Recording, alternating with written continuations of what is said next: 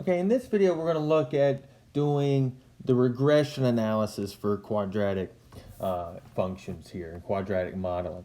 And depending on if you're using a TI-84 or if you're going to use the regression with Desmos, the process itself is similar. I have to create a table of values and then perform the regression analysis based on what device I'm using. And I have here kind of the steps, and if you needed to pause the video to look at how to go through and do the regression analysis on the calculator or Desmo, so you can just come back to this part of the video and refer to it.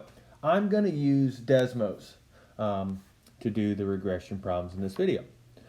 And so let's look here at our first problem, at what we have, and make my window here a little bit bigger.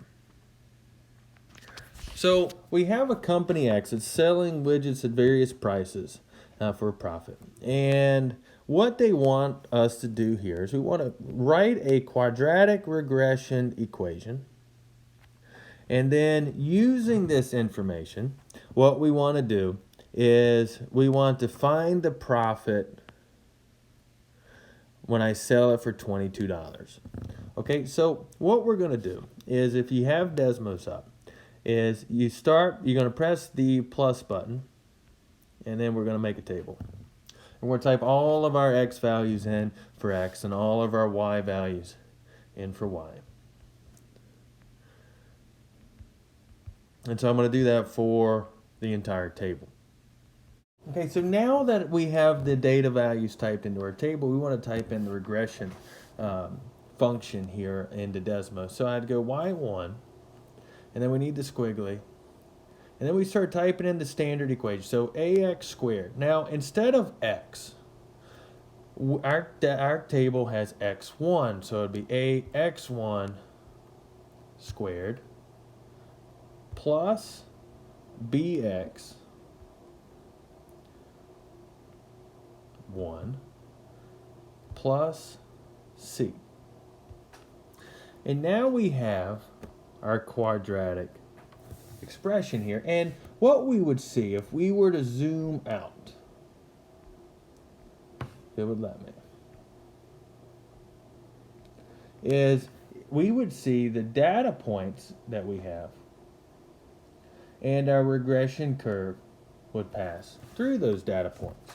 And so we would have our regression equation. We would just copy down the constants here. Now for this particular problem, they wanted us to round, so we want to round all coefficients to the nearest 100th as we go to write it down. So the regression equation that we have here, we would write y equals negative 34.37 x squared, and then plus bx, so plus 2,144.85 x, and then plus c, so minus 16,419.4.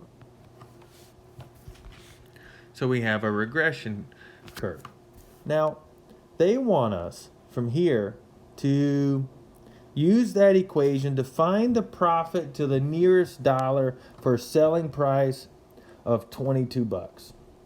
So what we want to do is we want to use our new equation, and we want to put in 22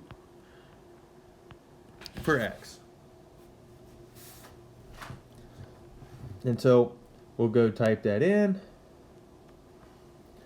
So I have Y equals negative 34.37, and I can just put 22 in here. Desmos can evaluate as well.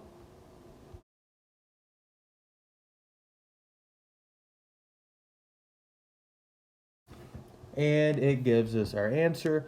And what did it say it wanted us to round to? To the nearest dollar. And so we would have $14,132. All right, let's look at another one here. This time we have a rocket being shot, and we're given a table of values. And what it does, it gives me for the amount of times or the time elapsed since the rocket was launched, what is the corresponding height? And they want us to use a quadratic regression model for this. And so using Desmos to do this, you press the plus button and we go to the table and we type in our table of values.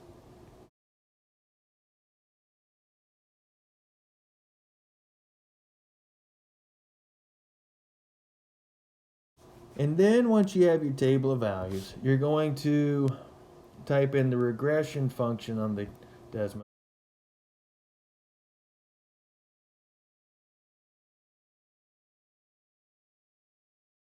And what we would see is we would see a curve that hopefully passes through as many of those points as possible. Now, a regression curve isn't an exact fit, it's just a curve that best resembles the data that's given. And so we have this plot, and they want us in this problem to round the coefficients to the nearest tenth. So we'd write our regression equation would be y equals negative 18.2x squared plus 217.5x minus 7.7.